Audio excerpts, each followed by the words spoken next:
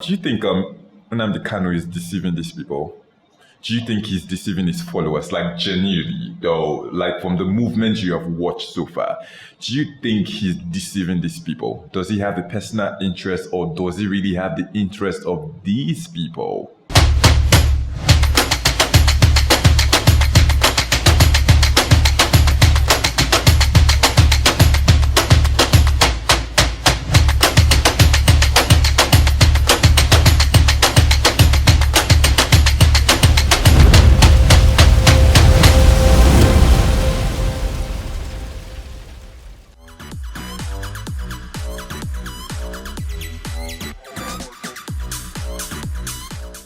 Welcome to episode 17 of Reactions. My name is Mr. Sal. Joining me today, why are you laughing now? Joining me today, yeah, we're back to our former setup. Yeah, just for today anyway. There was some. Am I supposed to tell them what happened? Did any of them tell us what? Did anybody tell us whether they liked that one or not? I don't know whether anybody liked it. They were back here today. Joining me today is Mr. Henry Oqua, as always, and Mr. Houston Nwachukwu. As sometimes. Yeah. So they say they don't want to talk about how their week went. Yeah. So we're just we're going to move straight to the topic. Yes. Yeah. So let's get down to business. We've had a very, very what I'm going to call this week eventful. Is it just eventful though? Unfortunately eventful. I'll call it a very sad week. Yeah. You know. Sad, why? Yeah, sad. Because, I don't know. Anyway, let's go. But before we go on, please like this video, subscribe to Page 36 TV on YouTube, comment, let us know what you think, share as well, share with your friends, share on all your social media platforms. So let's get to the first and the biggest topic of the week, you know, of the month, Seth. No, this July, yeah? We're just starting July. I think this topic is the topic of the year, actually. Of the year. That's what I wanted to say earlier. So, the Attorney General of the Federation and the Minister of Justice, Abubakar Malami, on Tuesday, June 29, I have to call the dates here, you know, announced that the President Buhari federal government rearrested and repatriated the leader of the proscribed indigenous people of Biafra, that's IPOB, Nnamdi Kanu, on Sunday, June 27. So that's 2 days after the rearrest. They made the announcement. So they repatriated him back to Nigeria with the collaborative efforts of security agencies in Nigeria and international police. That's Interpol. That's according to the federal government, because we still don't know what really happened. So the AGF, however, failed to disclose where exactly Kanu was arrested, leaving room for speculations, assumptions, and presumptions. So reacting, because a lot of people were calling on the British High Commission because they thought the IPOB leader was arrested in the UK, where he's based and where he has a dual citizenship as well. So reacting to the this rearrest, the British High Commission in Nigeria said that contrary to the insinuations that were going around, that the IPOB leader was not arrested in the United Kingdom, like I said, where he has a dual citizenship. So this is what the British High Commission in Nigeria said. That is the spokesman, Dean Hullock. So he said this, I'm just going to read this quote. So he said, "We are aware of reports that Nnamdi Kanu has been detained in Nigeria by the federal government of Nigeria. So we can confirm that Nnamdi Kanu was not arrested in the UK for extradition purposes." Reacting also on Wednesday, this time. So the IPOB spokesman, Emmanuel Powerful, disclosed that Nnamdi Kanu's brother, Kingsley Kanu, informed him that the IPOB leader was arrested in Kenya by the authorities. But we found out today that Kenya said they don't have any... Exactly. Yeah, they have no hand in this one, and they don't know what Nnamdi Kanu's brother was talking about. So I'm not going to bother to read what Nnamdi Kanu's brother said, because as at today, which is Friday, the Kenya authorities have come out to say, hey, we have no hands in this arrest or extradition. They actually said they don't know anything about it. So I want us to talk about the fact that the federal government still at this point have refused to tell us where exactly Nnamdi Kanu was arrested, because there's a lot that still happened in this case. But right now, where was he arrested? Did they intentionally fail when the AGF was reading his press release statement on Tuesday? Did he intentionally fail to disclose to Nigerians where Nnamdi Kanu was arrested? And if he did, why? Why do you think he must have failed to tell us where Nnamdi Kanu was arrested? And you probably still want to react to the arrest, though, before we get to the other issues. Just my what do they call it? My reaction to this is going to be very short and straight to the point.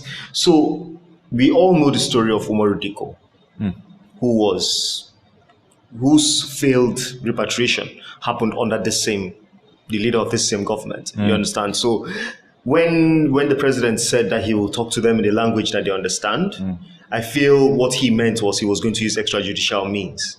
It's probably the reason now why the federal government has to keep its tracks clean as to where and how Nnamdi Kanu was picked up and brought back to Nigeria.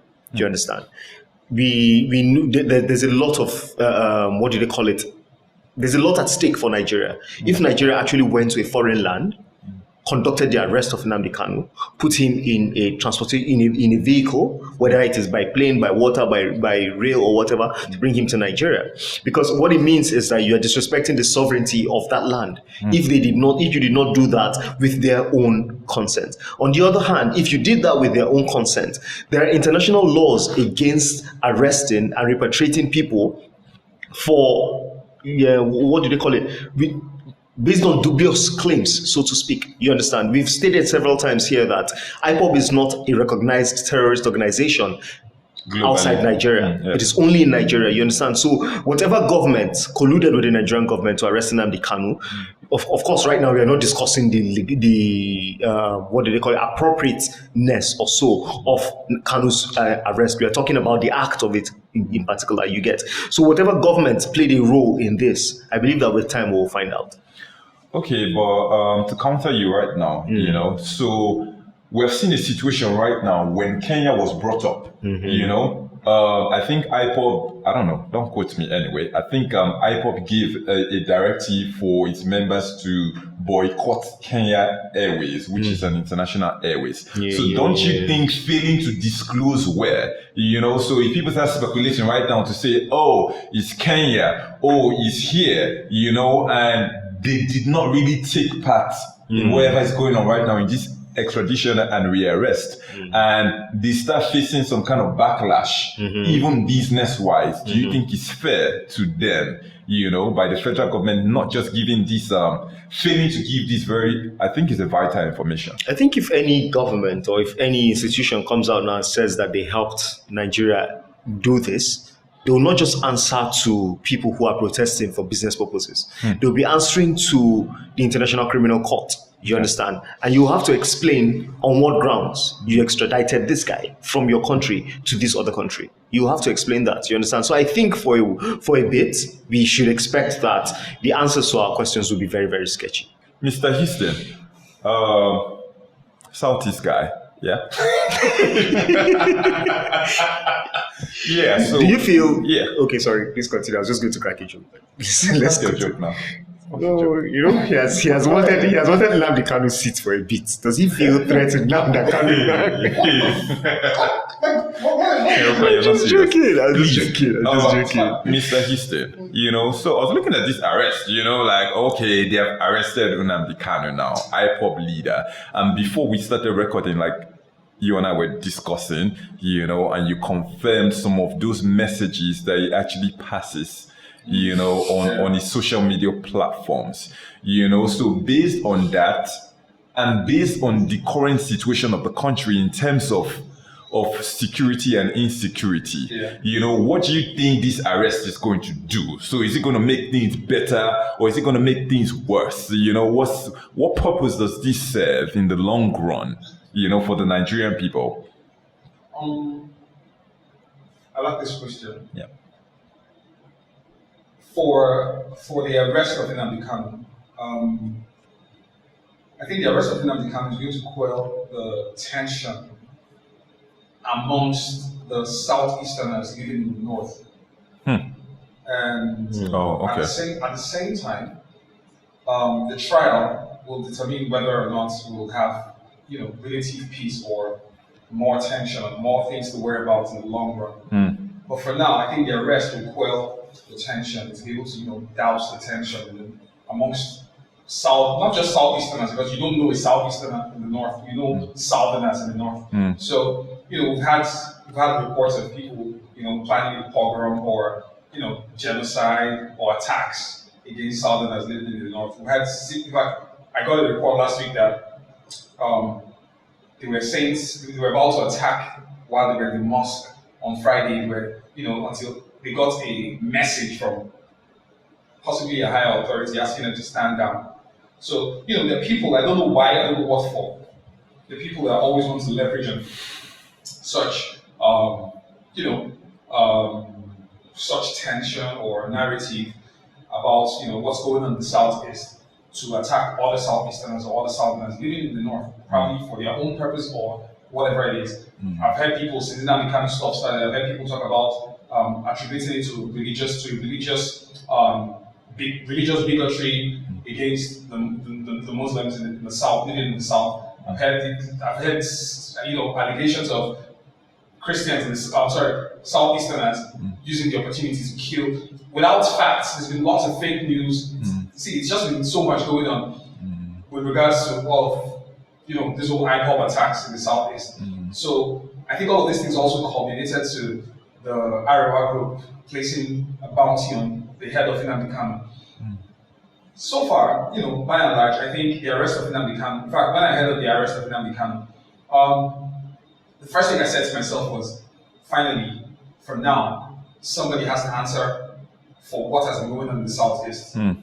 And it had nothing to do with whether I was happy or not, or anybody had to be happy or not, but for once, I felt like Southerners living in the North can now say, all right, let us breathe, let's have a breath of fresh air for now and say we can go about our normal business until or pending whenever the trial actually happens. But at least you're not going to net out your hate or vengeance on innocent people just because of one person or one person's statement. So to an extent, I think it was able to douse the tension. So it's not such a bad thing. It's not going to be such a bad thing that he was arrested.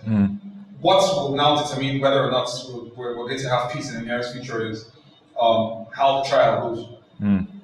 Because I know the man still has lots of sympathizers in the South. Yeah, but the trial is going to take a long time. These things are not. It's going to take a long time. So between now and whenever it is, I think it's going to be enough time for people to be able to, at least people go about their business for whatever it's worth. So, sorry, can I just add a follow-up question? Do you think or do you expect that confrontations between Kanu's people and the security forces in the Southeast, do you think these confrontations will reduce? Do you think there will be, they will move do you expect the military to move the offensive up a notch or two higher? Or what do you think this will, you've told us now what will happen in the North. What should we expect in the South? Before the apprehension of Nnamdi Kanu, if you noticed, the whole activities of IPOB in the Southeast had reduced a little. I just thought they ran out of police stations to bomb. We talked about that because there have been lesser attacks as well. We can't know whether it's based on the military presence. I wouldn't say so because a few days back, all we heard about was them, like the military releasing innocent people that they arrested. That they arrested with regards to what was going on in the South. So I think if you ask me, all we've had in recent weeks or recent days has been more of activities of the military in the Southeast, not that of IPOB. That of IPOB was actually reduced. Because if you say politicians, they are running out of police stations to burn or INEC offices to burn, I don't think they're running out of military personnel to kill. No. I was just saying that probably they had gone through the list. And another thing again is, unlike other terrorist groups, where when you catch the figurehead, it just takes them 1 minute to appoint another person. I mean, there was somebody before Shekau, and after Shekau, I mean, another person has come on. Like that. IPOB, who claim not to be a terrorist group, I mean, Boko Haram have claimed, they have owned it, that they're a terrorist group. IPOB claimed not to be a terrorist group. So, I think even though there is a chain of command, Nnamdi Kanu happens to be a very part of their movement. So, catching or arresting Nnamdi Kanu is obviously, without a doubt or hesitation, going to reduce the impact of whatever it is they're doing, whatever the activities are going to look like. So right now, they're probably going to stand down and watch how everything pans out. Okay, sorry. I'm just going to, this is my last question because I'm trying to understand this situation very, very clearly. I understand that Nnamdi Kanu is perceived as some kind of religious leader. And when we've seen from experience that when there are agitations, religious leader. Yeah, we've seen some videos of people taking off their clothes and putting it on the floor. Some of them lying on the floor for him they do that and for whatnot. regular politicians. People did it for fire or shame, even as an ex-governor in Ekiti last month. The question I even want to ask, which I think the question I want to ask, Mr. Houston. I know what you're talking about, but that's not one of them. Mr. Houston, the question I wanted to ask, which I think maybe it's quite connected to your question. So I was just thinking in my head right now, do you think Nnamdi Kanu is deceiving these people? Do you think he's deceiving his followers, like genuinely, though, like from the movement you have watched so far? Do you think he's deceiving these people? Does he have the personal interest, or does he really have the interest of these people? I think when we talk of deceit, I think it actually has to do with it actually has a lot. It has more. Deceit has a lot more to do with the person who is receiving the message. So if you think he is deceiving you, then he's deceiving you. And if you think you believe in him, then you don't believe in him. For me, I'm not a believer of Nnamdi Kanu. So I will not say he's actually fighting for my cause.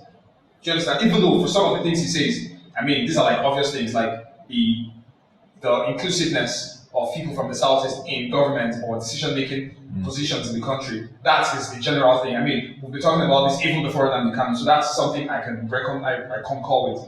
But when it comes to some very radical, violent approach to doing things like killing, do you know amongst the people, all these military officers that were killed, there were lots of Igbo people amongst them. There were lots of Southeasterners amongst them.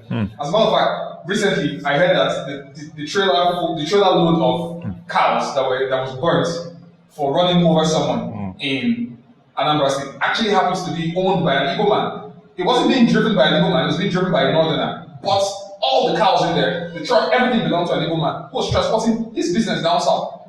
Do you understand? So I think it's not just been northerners or foreigners in the southeast. I wouldn't want to call them foreigners, they're all Nigerians. So I wouldn't want to think or say northerners in the southeast have only been IPOB's casualties, major casualties or victims. I think even southerners have been his victims. So how do you expect me to support such cause and say, yes, you're fighting for me when you're killing my people? Do you understand? And when you speak against, when you go as much as speaking against some of the approach that's been taken by IPOB, you're considered what is called a saboteur. And you can't come home because they're like, once they punch your house, and just like I heard during the Biafran war, it happened, but they punch your house and say saboteur, just because you don't necessarily support the approach, not like you don't support the cause, but you don't support the approach. They point at you and say saboteur, and they go after your families, they go after your family members. So I wouldn't support such, violent way of treating my people. So in that way, I would not necessarily say he's deceiving people, but I don't support such violent approach. I believe, as an educated person, and as an educated person that Nnamdi Kanu actually is, this man is super educated. I think there's nothing that you can't get. Okay, talk about it now. You've killed, you've shot, you've maimed, you've done everything you wanted to do. But you're still going down to Addis Ababa, you're going to the AU, you're going to the UN, you're going to all these international organizations to ask for dialogue. So you see that violence is not getting this thing done. You still resort to dialogue. Do you understand? So I believe at the end of the day, there's nothing that cannot be achieved by dialogue. So, Anyway, let's move on. Still on this matter. So reacting to Kanu's arrest on Wednesday, the spiritual director of Adoration Ministry in Enugu, Reverend Father Ejike Mbaka, speaking during the program in his church, accused some unnamed governors, Southeast governors, I put in bracket here, of being responsible for the rearrest of the IPOB leader, calling them betrayers. So this is what Father Mbaka said, and I quote. So he says, do not sell your sons and daughters because of political promises that you're not even sure will materialize tomorrow. Do not sell your son because you are governor today. Live and let live. Let the leaders listen. The solution is not in arrest and handcuff. The solution is in job creation. Leaders, beware. Their stubbornness will collapse this country one day if care is not taken. Will happen like an earthquake. Even if you arrest 100 people, it will not stop the agitation. If anything, it will worsen the situation. So, Mr. Houston, I still need to come to you right now, yeah? So do you think the Southeast governors played any role in this arrest? Because I don't know where Father Mbaka is speaking from. He's definitely speaking from somewhere. Do you think they played any role in the arrest of their brother, Nnamdi Kanu? I would say, first of all, Nnamdi Kanu happens to be, since 2017, after Nnamdi Kanu left the country without the knowledge of, after signing bonds and all of that and leaving the country without the knowledge of the authorities, I think he became a person of interest in the country. So, clearly, it is, you could say without a doubt that a few Southeastern politicians, including government, because they're not in support. They released a statement recently to say they don't support.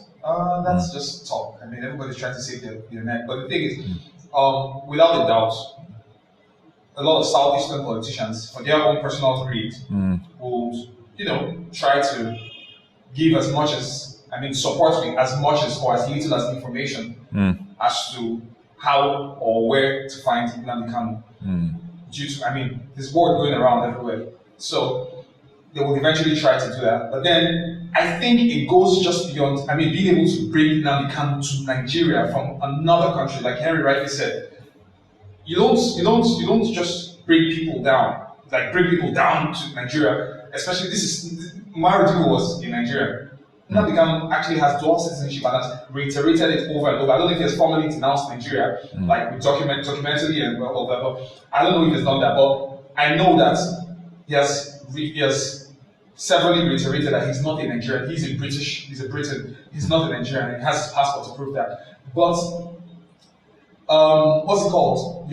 Regardless of that, you can't bring somebody down without giving them what's called not even repatriation. You can't bring them without an extradition hearing. Okay. You must have an extradition hearing in that country where he's been apprehended first, which is almost like a tribunal. You sit down and everything, and they agree and say, okay, you have to go back to your country and answer for your crimes. So it is a lot bigger than the politicians in the Southeast, so to say, the governors, so to say. It's a lot bigger than them. There are other security agencies that we have in Nigeria. As a matter of fact, Nnamdi Kanu is just as wanted. This man's is, if not number one or number two, after Shekau, on the federal government's wanted list. So, as much as Nnamdi Kanu has been speaking to his people, and as much as you have been going about your business, Henry has been going about his business, and I've been breathing my oxygen, Nnamdi Kanu has been some people's jobs. Like, Nnamdi Kanu has literally been some intelligence officers' work. Like, this is your work, this is your mission. If you want to keep working with us, this is your, So, if people have had Nnamdi Kanu as the objective for so many years, between 2017 and now, I think a lot of work, just like Nnamdi Kanu gets funding, I believe some other people too get funding, as much funding, if not twice as much funding, to bring this man down to the country, because it wouldn't have been easy to just bring Nnamdi Kanu down to Nigeria. So I think, yes, the governors, you cannot completely exonerate them from, colluding with the government, but I don't think it was an exclusive Southeastern governor affair. Okay. Yeah. Henry, do you want to chime in? Yeah, I'm just surprised about Mbaka's involvement, and he's pointing fingers at Southeast governors. I think he's using the plural there deliberately, probably targeting the singular. We know that there's a Southeast governor who has been talking about knowing people who are responsible for certain things and whatnot. So it's not, I don't think it's beyond the powers of a governor to actually seek information from his people, from his local environment, and say, okay, so this guy's probably in this place, or he spoke to so and so person from this place. Now, while that's, I don't know how they feel about that. I don't know what their sentiments are. I'm just wondering about Mbaka, who was suspended recently, and promised not to get involved in these things anymore. He's back at it again. So we have This is crucial, and also he must have felt the need to lend his voice, for his people. The Igbo, they are kind of like a community, but the crazy thing that I saw from his statement, like he's not blaming an outsider. It could have been easier for you to want to blame another tribe. But he's keeping it inside. We've actually spoken about this and how the coordination from the leadership in the South seems to be disjointed from whatever causes their people are after. We've talked about how when northern groups are pushing a particular cause, they have top-ranking officials buttressing that point, trying to reinforce. You understand? While in the South, whatever I don't want to call them agitations, but whatever causes or movements you have are more or less destroyed first off by the leaders there. You understand? So I don't know if that is enough reason for Mbaka to come back into this. Maybe he should just. Anyway, let me go. I have a long read here. Yeah, so you guys are pardon my read. Speaking as consensus. No, we talked about the role of all these religious leaders. So the jury is still out on that. I'm watching that. If he's been suspended, then it's probably not speaking as a Catholic priest. It's not speaking as an Igbo man. But he was talking to his congregation now, which suspended. Oh, you talking about during Sunday service, they talk about this once, or Wednesday service. He was talking to his congregation. Mbaka's church. Mbaka was ordained priest in the Catholic Church, but his ministry is known as the Adoration Ministry. It's off the Catholic Church. Yeah, but that's the church congregation where he was speaking. So it's not the Catholic Church congregation, just his own church. Oh. Yes. Okay. So Adoration Ministries. So from allow that one. From one southern agitator to another southern agitator. But it's still a religious leader anyway, whichever way. So the United Kingdom government on Wednesday night, still on this matter, so made it clear concerning the rearrest of the IPOB leader, who is also a British citizen, like we said earlier, that even though it intends to dialogue with the Nigerian government, so he said this in quotes, we cannot get you out of prison or detention, nor can we get special treatment for you because you're British. So they were responding to a lot of calls from different groups, saying that they need to do something. I think some people were even giving them ultimatums to get him out of there since he's a British citizen as well and whatever. So the head of communications, British High Commission in Abuja, Dean Hulok. So he made it known in an exclusive chat with The Punch. So this is what he said. So he said the British High Commission in Abuja is currently in the process of seeking clarification from the Nigerian government about the circumstances of the arrest. So he said, with regard to any questions about whether the British High Commission are providing assistance in this case, we can confirm that the Foreign, Commonwealth and Development Office stands ready to provide consular assistance. So he tried to explain what this consular assistance is. So, So they referred to a UK manual titled Support for British Nationals Abroad, a guide. The document says, the UK, we can offer you information about the local prison or demand. So these are what the UK can do in cases like this. So we can offer you information about the local prison or remand system, including visiting arrangements, mail and censorship, privileges, work responsibilities, and social and welfare services. We can explain also where there are different regulations for remand prisoners and sentenced prisoners. For example, in some countries, prisoners are allowed to send more mail when on remand. That's not where I'm trying to get to. So they also say, the document also says, we cannot get you out of prison or detention, nor can we get special treatment for you because you are British. If, however, you are not treated in line with internationally accepted standards, we will consider approaching local authorities. This may include if your trial does not follow internationally recognized standards for a fair trial or is unreasonably delayed compared to local cases. With your permission, we can consider taking up a complaint about ill treatment, personal safety, or discrimination with the police or prison authorities. Consular staff will keep in regular contact with you, either by visiting personally or by telephone/letter. The frequency of visits will depend on local prison conditions and your personal circumstances. If you are a dual British national in the country of your other nationality, for example, a dual Nigerian British national in Nigeria, we would not normally offer you support or get involved in dealings between you and the authorities of that state.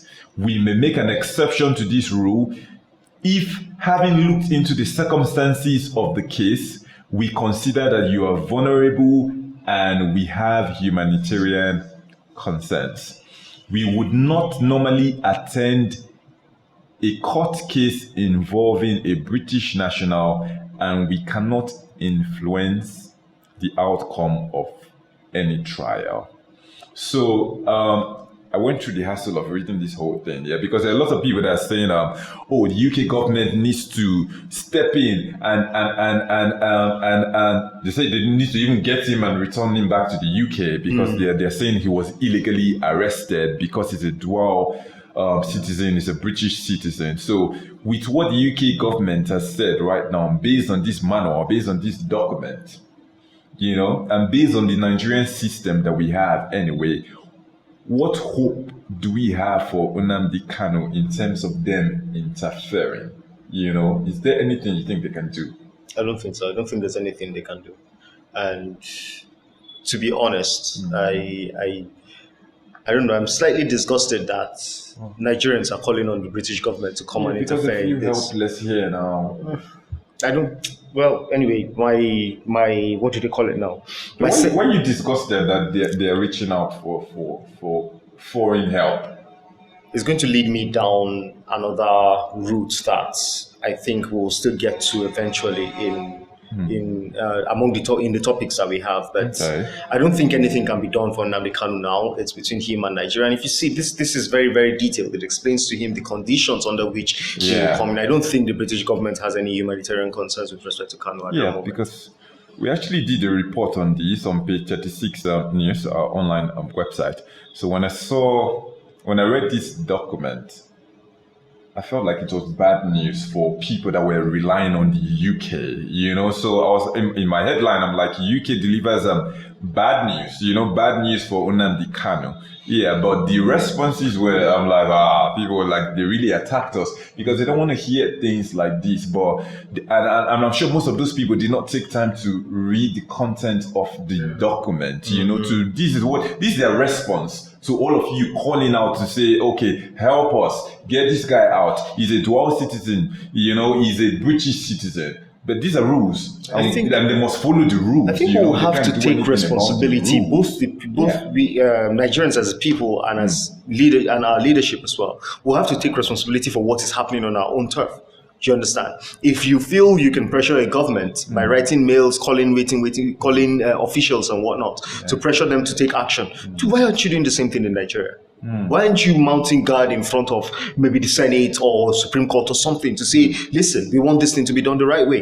You understand? So I don't think there's any reason to drag them in. It's hard, so we can move. We've spent too much time on this. I think Nnamdi Kanu is actually a dual citizen, like it's stated out there, he's a dual citizen.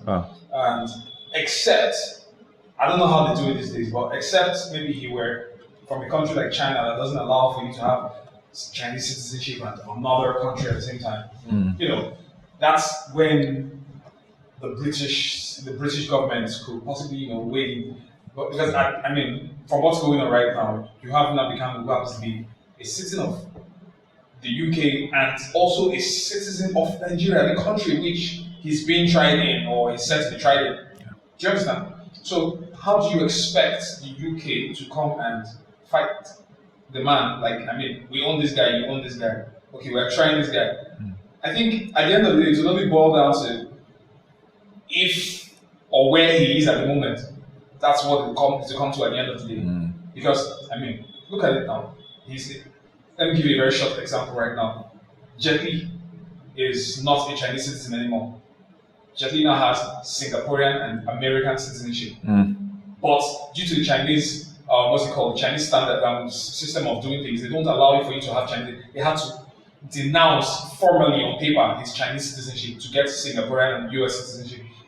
So if for any reason Jet Li goes back to China and he's being held in China, you could now call on Singapore or the US to come and do something about it. But right now, Nnamdi Kanu is what? When you talk of Nnamdi Kanu, he's first a Nigerian citizen, second British citizen. So except he formally denounced Nigeria and said, I'm not a Nigerian anymore on paper, not just by words. And then the law is not going to be what's that word? No, like the law. If he's denouncing it now, you know, it's not going to exactly. They've done it in the past. So anyway, let's move on. Yeah, Sunday Igboho's residence was attacked on Thursday morning. So DSS, when this happened earlier, we didn't know who attacked. So I'm not gonna bother to read all these ones. Yeah. So later, I think yesterday night, DSS came out. So why did it take DSS so long to come out to say that because it took them long. This attack happened very early in the morning by like 1:30 or whenever, you know. So it took the whole day for DSS to come out to own up to say they are the ones that attacked his residence. So his residence was attacked. They said 2 people were killed. Some people said 7, some said 5. I don't know. 2 people were killed. A lot of people were taken away, including his wives.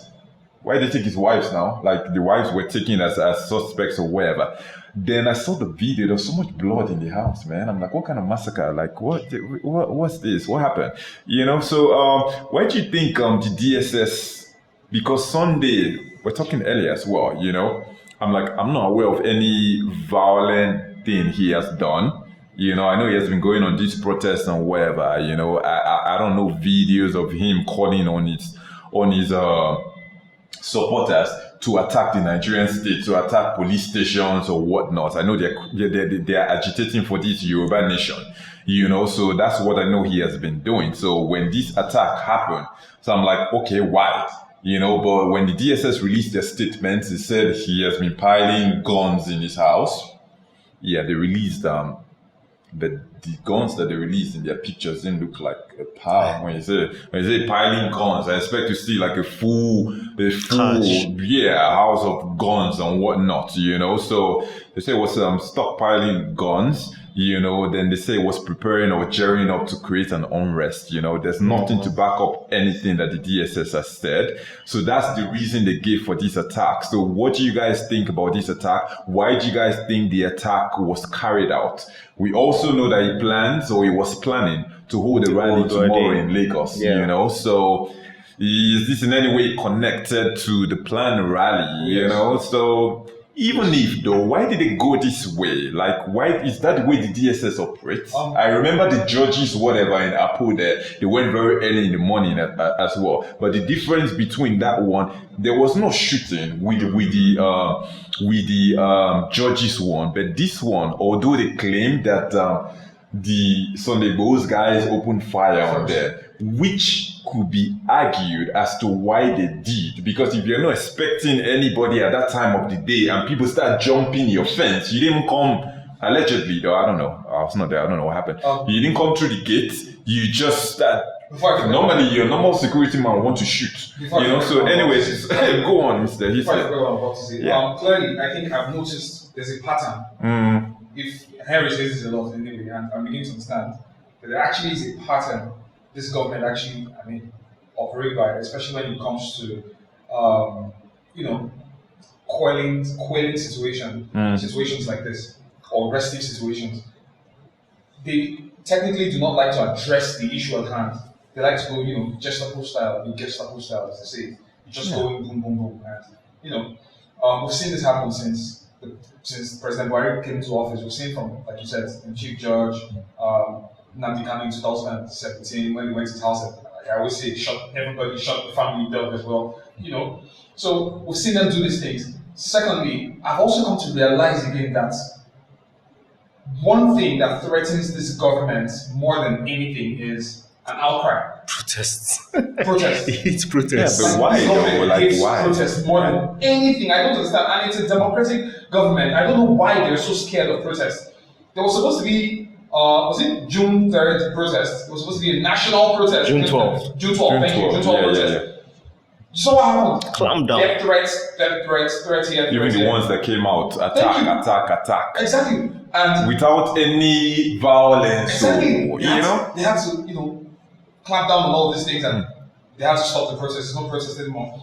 The next one now is supposed to be this Yoruba Nation protest. He held this, remember, in Ekiti, or your state, and now it's about to hold it in Lagos. He did it Ondo as well, Yeah, so it's about to do now in Lagos. It's about to do another one in Lagos. And apparently they understand that Lagos, because it's Lagos. Exactly, because it's Lagos. A lot of Yoruba speaking people might, sympathize with them and start to, obnob the idea.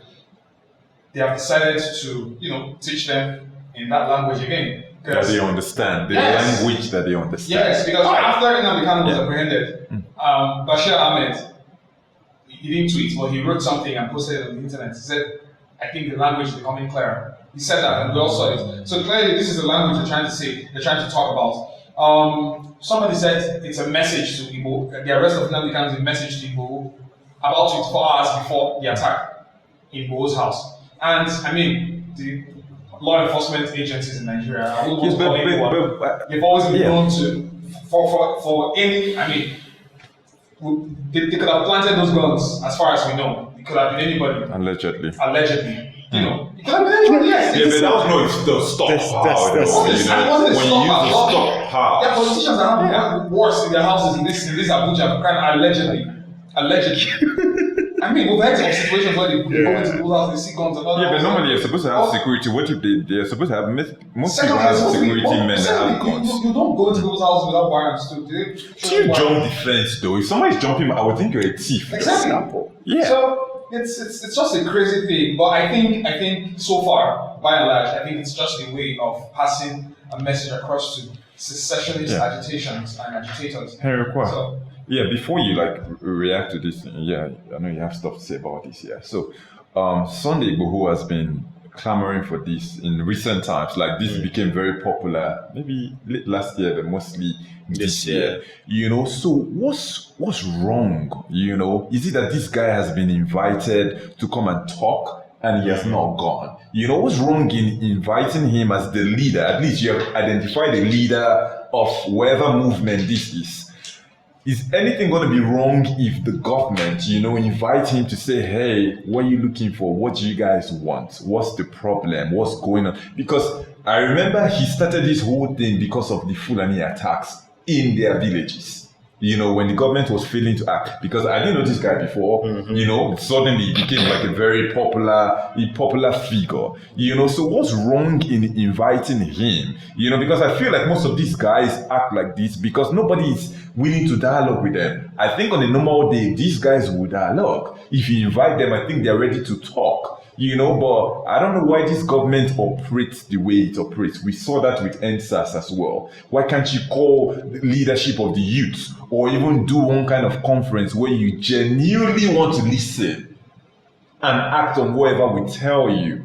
So what do you think is the problem? What's going on with this government? I honestly wish I had a degree in psychology so that I could go into detail about, know more and go into detail about what the psychological profile is of our current set of leaders. Now, to a large extent, we have that disconnect, and then from inception of this government, it was more like we know everything that we're doing. We know what this is about. No questions asked. No hostages taken. Don't say, in fact, don't interrupt us. That's what it has been, basically. Because we remember the AIT situation, how AIT got expelled from where Buhari was staying before the villa was ready for him to. In fact, before Jonathan even, left office, there was all of that. So I strongly believe that when you have leadership that does not think it can be questioned, that leadership cannot listen. That leadership cannot dialogue. If you remember in President Buhari's interview with Arise TV, he claimed that they had been lenient before now, meaning the government had been lenient before now. Now, this leniency by government is not, we have tried to engage you people. Exactly. It is that we have kept quiet. Yeah. Do you understand? So it is either... We don't want you to keep quiet, we want you to talk. Exactly. Now, it is one or the two for the government. Either they remain still and act like nothing is happening and let the country burn down, or they use this style. And I feel like anybody who is looking for, including you right now, who is looking for the government to dialogue is just chasing a mirage, basically. It will never happen. It is not in the style of the leadership that we have. As much as it is desired, as much as it is, expected in a democratic administration. No, we are in a dictatorship. Even the clamor by the northern elders and stuff calling for national dialogue, it won't happen under a Buhari administration because it is not his style. It is not his style. And every government official who is there is employed by Buhari and feels the obligation to maintain the presidency, the general style. So they will stick to that template. This is what we'll be getting until whenever we decide to deliver ourselves from Buhari. So moving forward, though, for us, for the people, to avoid us from being killed, or just facing attacks of any sort. Do you think we should actually go on with these agitations, understanding the government that you have told us that we have right now? This is the government we have in place. Nothing is going to change. So do you think we should just sit down right now and put a pause on these agitations? Because it's mostly the protests and the agitations. But if we still sit down and relax, though, okay, you complain, nothing happens. You relax, nothing happens. So do we just over-complain? You get arrested. People dying. Come on, man. I don't want people to be dying. I think while we continue to the casualties on our own side as the people continues to build, we continue to count more numbers, more people. We can't afford. That's the last thing that makes Nigeria look like a democracy. It is not the Senate, it is not the House of Assembly, it is not the governors and whatnot. Right. It is the fact that the people continue to push forward. Now, the problem with Nigeria is if we stop doing that, before we start again, it will be a big problem. It will be a big problem. So by all means, those who have the courage, and I say courage, this is like the highest level of the word that I can find, because it takes a lot of courage to protest, to even speak out against what our current leadership is doing, both at state and federal level. You understand? So you see people criticize the governor, a student will criticize the governor and get rusticated from school. Exactly. Do you understand? You see a journalist will write a story, and there's a journalist right now in one northern state that he's tired of running for his life. He has been out of the state for years. That's where he's employed. That's where he's supposed to be working. That's not even the one I'm talking about. This I won't bring his name here, because if I bring his name, the governor would know what we are talking about. This guy left his state. He left his family behind. Do you know that his family was arrested and pressed to bring this guy back? In fact, his case resumed. I think his case is. And we're talking about Buhari. This one a governor. And the funny thing is that almost it's not as if you're looking at one region does not have this type of thing. All the regions have it. You understand? So it's that thing that whatever organization, whatever entity it is that you are placed on top as the leader, that thing immediately confirms to the identity of that leader. Whether it is your office, whether it is your company, whether it is your pure water business, whatever it is that you're doing, it automatically conforms to the identity of that leader. So that's what we have in Nigeria right now, unfortunately. Wow.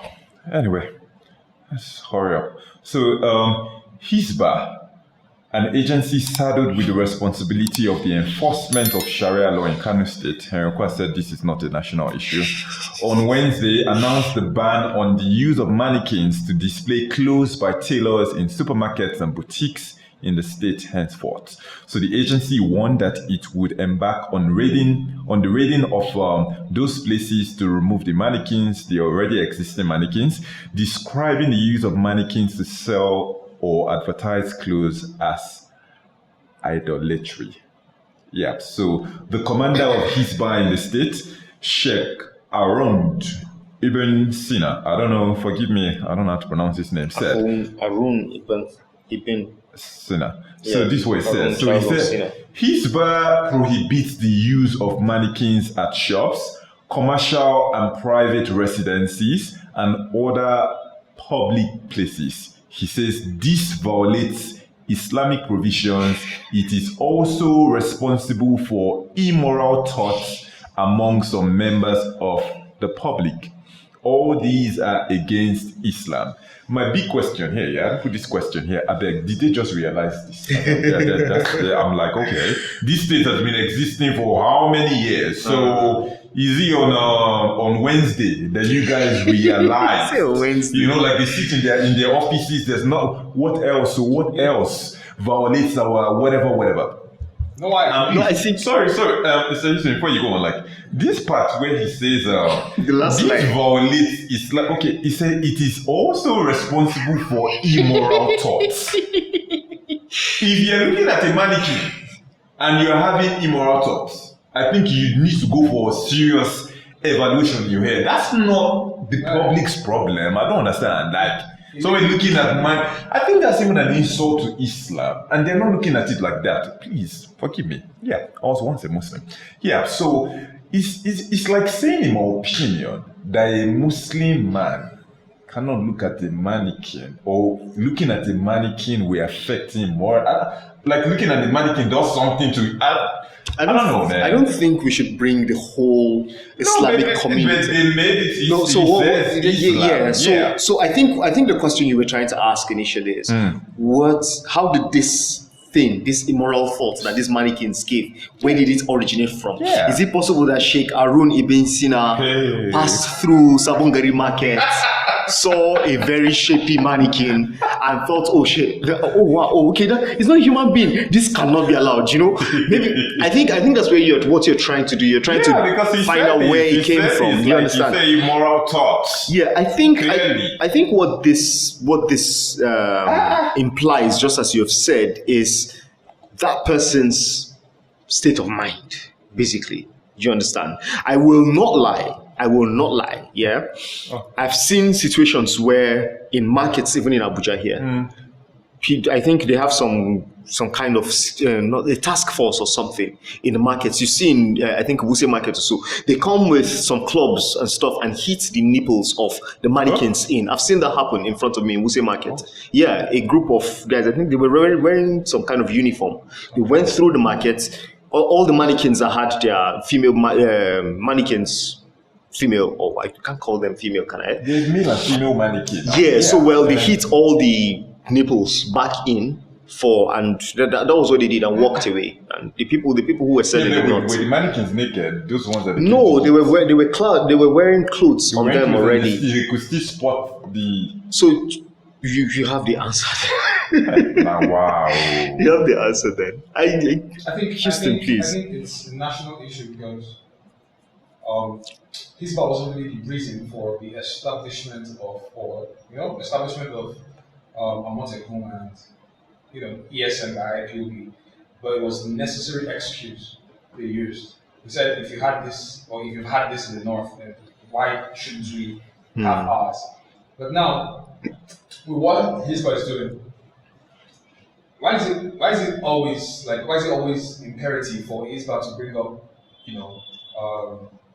to make moves like this, and it is wrong when the Amotekun in the southwest will say this is what they want.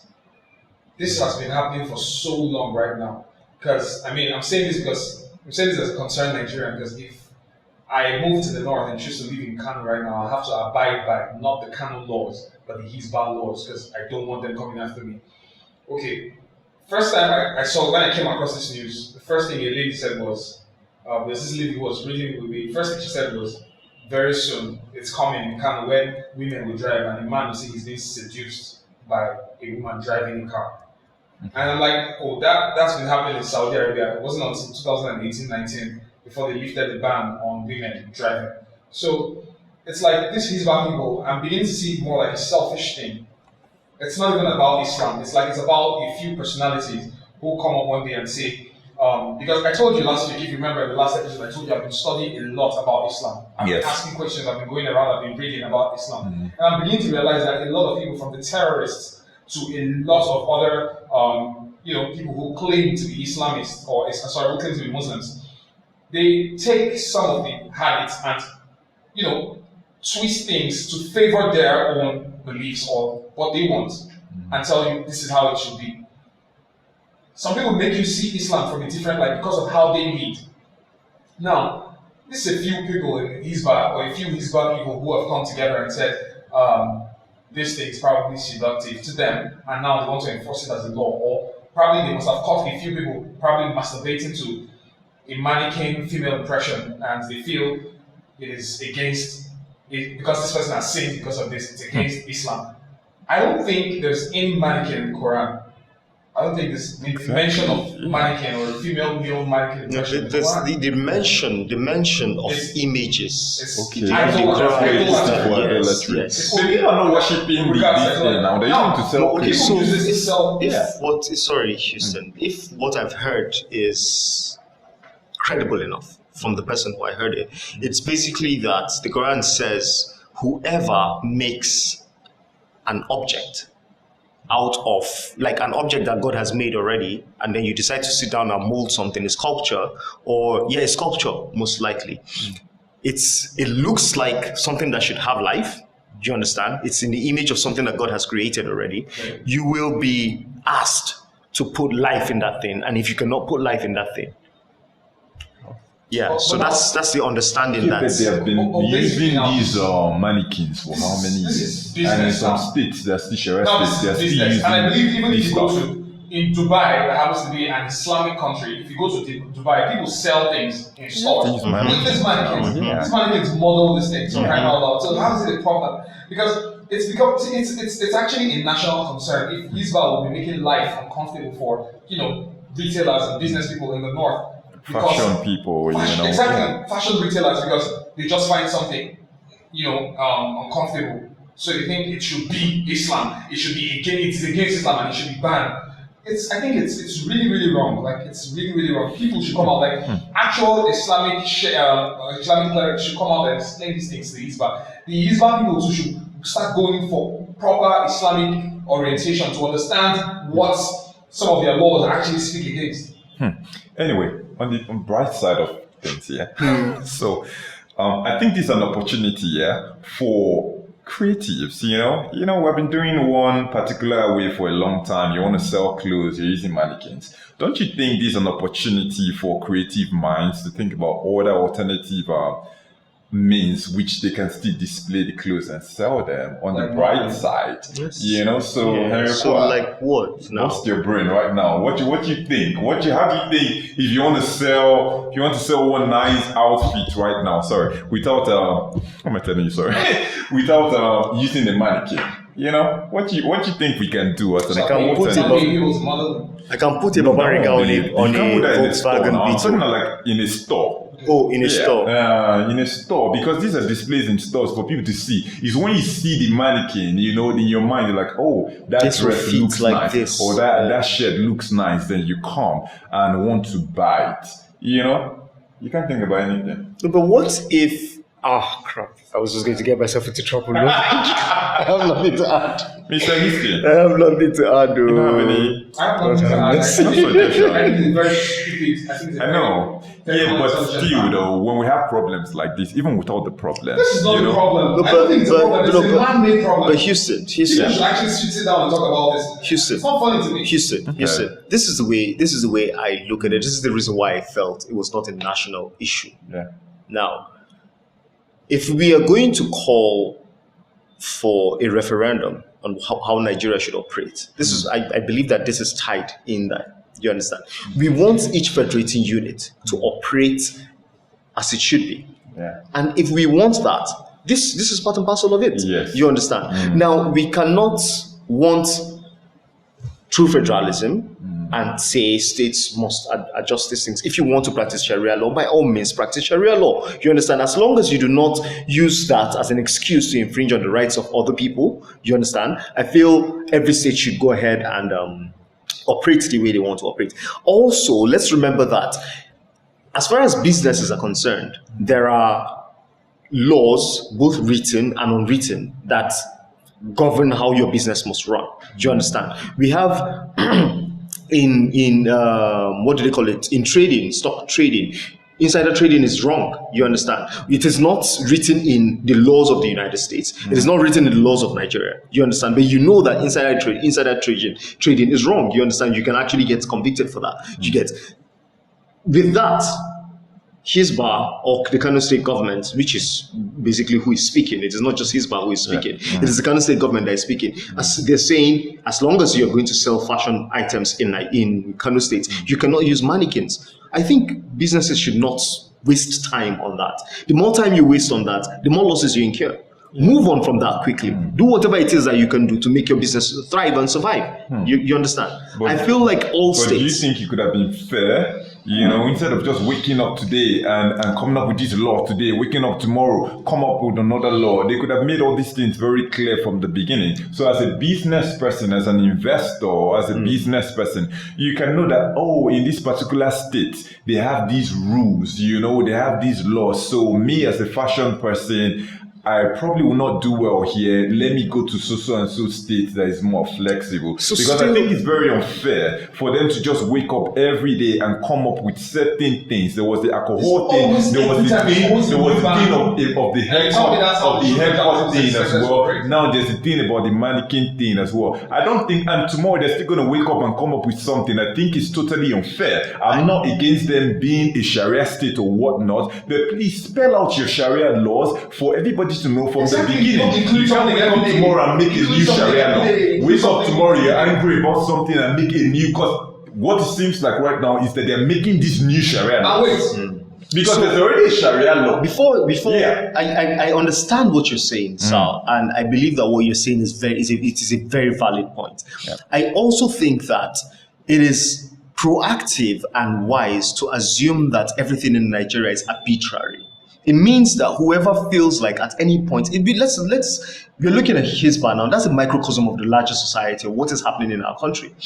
Last week, I think, there was a report that a court told VIO that they have no reason to stand on the road and ask people for vehicle papers and blah, blah, blah, blah, blah, blah, blah.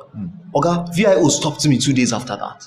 I told them, pop and play. In fact, I showed them because I screen grabbed it for myself, for my own safety. My papers were intact and whatnot. And it was a beggar roundabout. I said, Oga, what are you people thinking? Or what are you people saying about this? Why are you asking me for my... What? I was visiting at that time. You know, so I was asking, why are you still on the road asking me for vehicle papers if this is this and that is that? You understand? So I think whoever is going to invest in whatever kind of business in Nigeria, I think it's also the way the people at the high level think about their investment. Nigeria is very arbitrary. A government can come in today and say, listen, we don't feel like pumping crude oil anymore. Your whole business is done. And this is a country that can actually do that. We've seen it several times. So how many items do we have on the banned list that we cannot provide? We will not give you forex for you to get those things. No, what I'm saying basically is, if you're getting into business now, I also want us to have that true federalism mindset. Let that be the foundation of what we are talking about. The entity, the landmass where we are operating is extremely arbitrary. It does not listen. whether it is not called Hisbah, whatever it is called, whether it is Amotekun down south, or what, that's totally unfair. It is the system that we are working with. Society. We are not a great society. What are we talking about? Well, my point now is, it seems like you're making a case for Hisbah. No, I'm not making a case. I'm not making a case. I'm saying that you will save. Exactly. You get my point. Just get ready for the worst. Exactly. That's what Nigeria is. My point now is, how do we move past this so quickly? If Hisbah in the last 3 months have come up with different things. Every day is like introducing laws. In fact, so until we now have Hisbah, we started having these laws. These laws probably weren't understood by actual laws. If you every day these laws keep coming, they keep coming. But there's just been one law in the southeast by all of this, their own police in the southeast. Just one law, and it's a problem. It's been a national issue. Don't grade. Or like Henry. This is a problem. So. Why this double standard? It's a big issue. It might even be Hisbah saying do not sell SIM cards in public. See, if it's Kano State, trust me, it's a national issue because the way we live and operate in Nigeria is what you're doing here might be replicated just as a form of vengeance in another place. We heard where the Attorney General of the nation said asking people not to graze in the South is like the spare part thing. Do you understand? So everybody considers rather their own interest or their people's interest. Most times, not because they love their people, but because they just feel like this is actually a good opportunity to cause problem. Nobody wants to understand your reasons for what you did. So imagine if this thing Hisbah is doing now is being replicated in the South. I think to an extent it is being replicated at probably a lesser level. Do you understand? Now, the difference here is that there's no religious undertone to it in the South. Do you understand? It is more or less political. In the North, however, they've tied it to religion. And our people, especially in the North, are very sentimental when it comes to religion. We know how Nigeria has lived through so many crises. You understand? In the North, for things that probably didn't even happen on Nigerian soil. What I'm saying in essence is, whoever you are, whether you're going to school, whether you are farming, whatever it is that you're doing, assume that where you are living, what you're doing it inside a basket. One day something will happen and everything will leak out. And we can compare that to the ban of Keke Nape in Abuja as well, because they just woke up one day and did that one as well. Exactly. Nigeria is very arbitrary. Keke Nape wasn't banned in Abuja, it was banned from major roads. Trust me, I run to almost every day. But they're chasing them now. They're not supposed to be anywhere. So they operating legally. They're supposed they're legally supposed to operate within particular settlements, not outside of the settlements. They shouldn't be on the highways. They should not transport people. Sure, because in my side, when I leave somewhere in Abuja, they actually. Like normally, Keke used to pass that area, but they banned them. Like that was a residential area. Okay, so when they did this ban, they were no longer allowed because you see those guys waiting at the junction to stop them. That's a residential area. So the way it works is that most times one big man complains. That's how it starts most times. However, I can't remember who it was. A road safety official and one federal FCDA official were on radio at one point discussing this whole ban. The whole idea was there are places in Abuja that have poor road network. It's difficult for people to commute from probably their houses to the main road where they will get the main public transport that will take them to where they are going to. Within those areas, these guys are allowed to operate. You understand? So in the place where you used to live, where if I can remember that place, it does not have that particular issue. You understand? Taxis are allowed in, private cars come in and go out. You understand? So the Keke being present there was causing a nuisance. You understand? But in other places like say Kubwa, Gwarimpa, for example, where there are certain hard-to-reach areas, you cannot cause that kind of hardship on the people. So they've been restricted to those places. However, these are our brothers. They know they listen. They don't listen. They don't listen at all. They don't listen. They don't face any trouble. Like they don't care now. I don't know you guys survived now. No, that was a long time ago. Anyway. Yeah. We don't have time again, but no, we have time. We have time. There's no time. This topic must go down. This topic must go down. I think you would even like what I have to say. So let's just go. Please, quick. Mr. Houston, you might decide not to comment on this issue. You say, okay, you don't want to comment on this. I'm listening. So the People's Democratic Party, our main opposition party, main one, so has stated that it is not moved or bothered, by the recent powerful defections. I called it powerful defections that have hit it in recent months. So you may recall the 3 governors have now left the party to the ruling All Progressives Congress, which are the governors of Ebonyi State, Cross River State, and now Zamfara State, including their National Assembly members and the state houses of assembly members and their millions of supporters. So reacting the national chairman of the PDP, Prince Uche Secondus, during a press conference in Abuja on Tuesday, insisted that the party is still well positioned to win the 2023 presidential election and other elections. So this is what Prince Uche Secondus had to say about the defections. So he said, we stand here to state clearly that we will form the next government come 2023 because of the masses, not the governors who are leaving the PDP. And it goes on to say, I have never seen a country where you have an economic crisis and insecurity, then the ruling party goes poaching governors. So it's accusing APC right now. It is a shame that all the governors left for fear. Yeah, they were intimidated by the instrument of the government of the APC.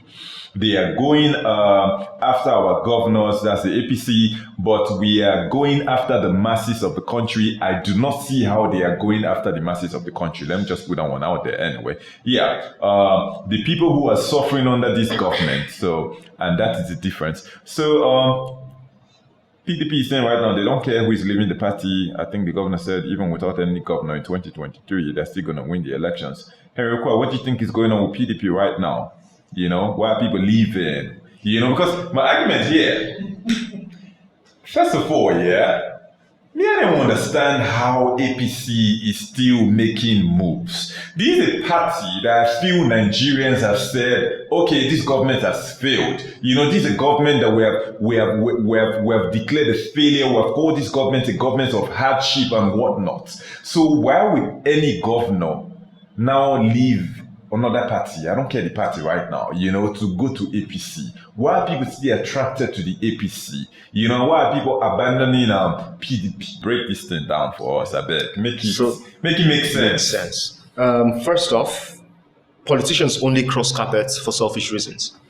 When they move from one party to the other, it is never about the people or what, especially in Nigeria, or what the people should stand to gain from the leadership, from their leadership crossing from one side to the other. Do you understand? So let's leave that as it is. It is always for them to get power or more power. That's one aspect of it. On Secondus saying the PDP is going after the masses, unfortunately, Secondus has a rather unnecessary optimistic look about the party when it comes to the people. As to a large extent, the people do not want to see the A or B. A or B being APC or PDP. A lot of the people out there believe that they are one and the same, and it is because they've all gone through the same leadership school or leadership academy, wherever that was, only God knows. You understand? But to a large extent, I want to say that if Nigeria was a one-party state, NSAS would not be possible. And to a great degree, the only thing stopping Nigeria from being a one-party state is the likes of them Wike, them Saraki, them whoever and co who are in the party who are saying, no, we are going to continue being on this side. Because it's very easy for a politician to say, oh, why am I stressing myself? I'm going to the other side. You understand? So I feel like to a large extent, we should not completely throw the PDP out of the conversation. There is a role that it is playing, and well, whether it is playing that role effectively or not is a question. Exactly. The concluding part of my argument or submission is that we all agree that Nigeria is worse off now than it was 6 years ago when this when this party came into power. Any leader who still thinks that this party should be his vehicle to political power is pointing us to something that I am afraid to even say on this show. Are we sure that we are going to have 2023 elections? That's the question I've been trying to battle with after seeing all these defections, because this is what it looks like to me. The more power shifts to one side, the more the consensus for whatever that power decides to do with this country.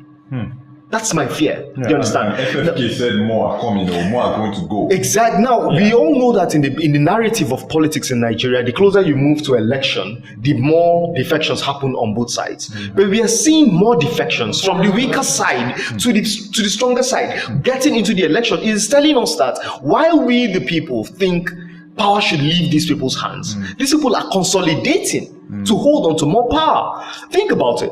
Before 2021, the PDP did what do they call it now? The APC did not even have, in 2021, early 2021, the APC did not have any state in the South.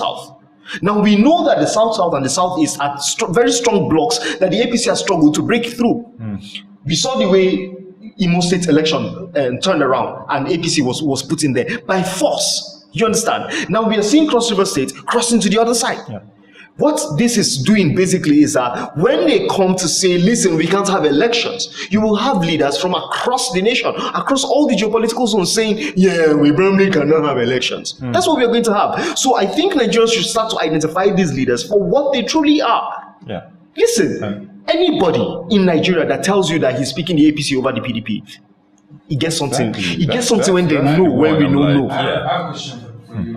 Firstly, I'd like to say it was actually a good thing that PDP did not come out to, aid the NSAS protest, because it's the APC, with this particular APC government in power, it's very easy what they'll do. They'll simply, in fact, the NSAS protest have been dead on arrival because they'll have enough reason, to dissolve the whole process. They'll probably just say it's a political process. They can start their own protest. Now, there are other things apart from NSAS that they could have come for. Even with just youths protesting, they said it was the protest trying to overthrow the government. Yeah. So imagine the PDP had come, they would say this was a protest for the opposition to overthrow the government. So there's also the need to add that it wasn't as if PDP folded its hands. PDP offered support as well. PDP offered political support. Now you're saying anyway, go on. Politicians always you said politicians have always been selfish people. So I'm trying to say, are you trying to say we should now see every politician, including those ones who are still yet to defect in PDP, as selfish people? I'm saying that our awareness as a people in this country needs to transcend all of this bickering. Listen, all of these people eat in the same place. They get their money from the same source. What are our own interests as a people? What are the things that we are saying?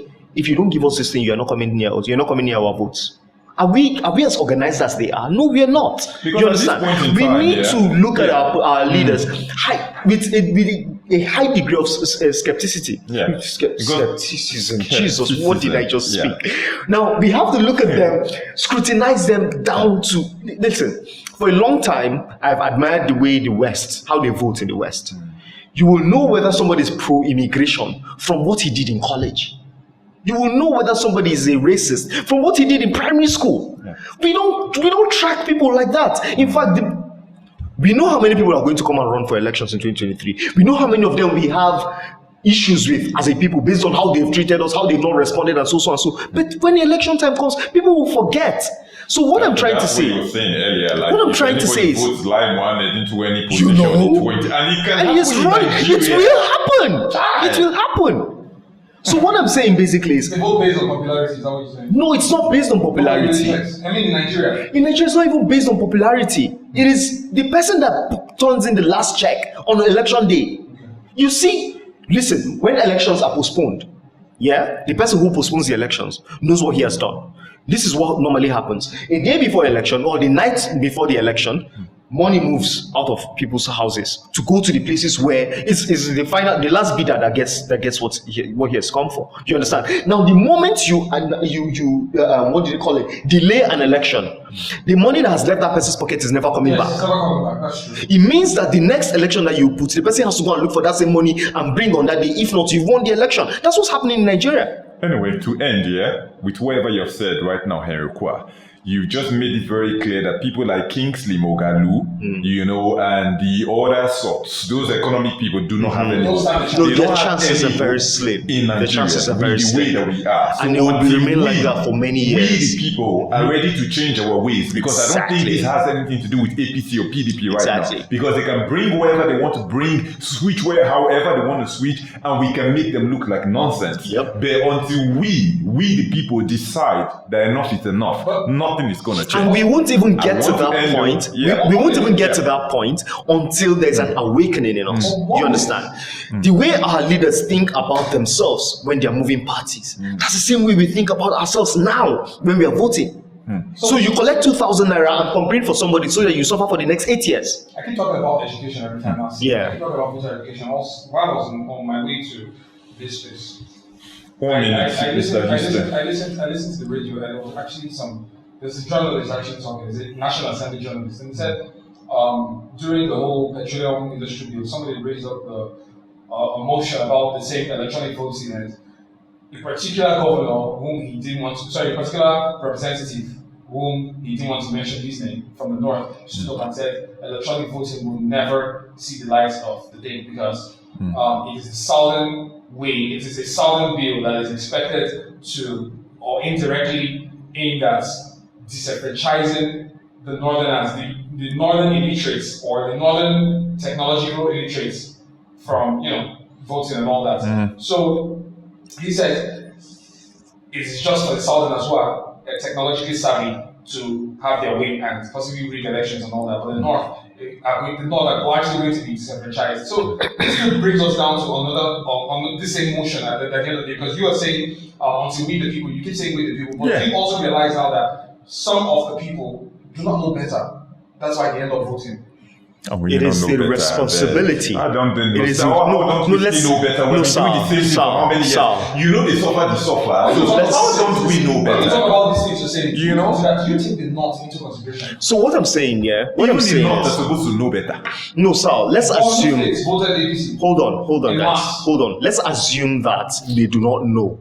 The reawakening, what it takes for us to achieve the Nigeria that we want, is for those of us who feel we know, those of us who can articulate and make the connections between the poor leadership. You'll be collecting 2,000 naira on election day, you're doing this one, you're doing that one. We have to make the picture clear to our brothers and our sisters. Listen, your 2,000 about even receiving the message. Sal, hear what I'm saying. The Nigeria that we want requires of us to stay at their doorsteps until they hear us. Who is going to do that one? I'm doing it already. I'm doing it already. Me, I'm already doing my own by this That's it. Platform. That's it. But many people are not ready to most of those people are not ready to receive this kind of message. They shouldn't be ready to receive it. Listen, Sal, if there's going to be any serious change in Nigeria, it's going to take at least 20 years in the making. It means somebody's going to come in at some point and say, listen, we've done things terribly. Wow. You think Nigeria is going to be good while you're still young and vibrant? It's not possible. It's possible. It is not. Nothing is impossible. Anyway, it has taken us 60 years to make this rubbish. It has taken us 60 years to make this rubbish. It will take us at least 120 years to undo it. It's science. We have come to the end of the episode. It is science. Listen. We're done with this thing. No, I'm not here. Anyway, we've come to the end of today's episode. Thank you, guys, for today. Please don't forget to subscribe to Page 6 TV on YouTube. Comment and share. Share. Please join in the discussion, okay? Don't just follow Instablog and Tunde Ednot. Please, these are important issues. Nigeria has to change. Yes, it has to. Thank you. God bless. Thank you.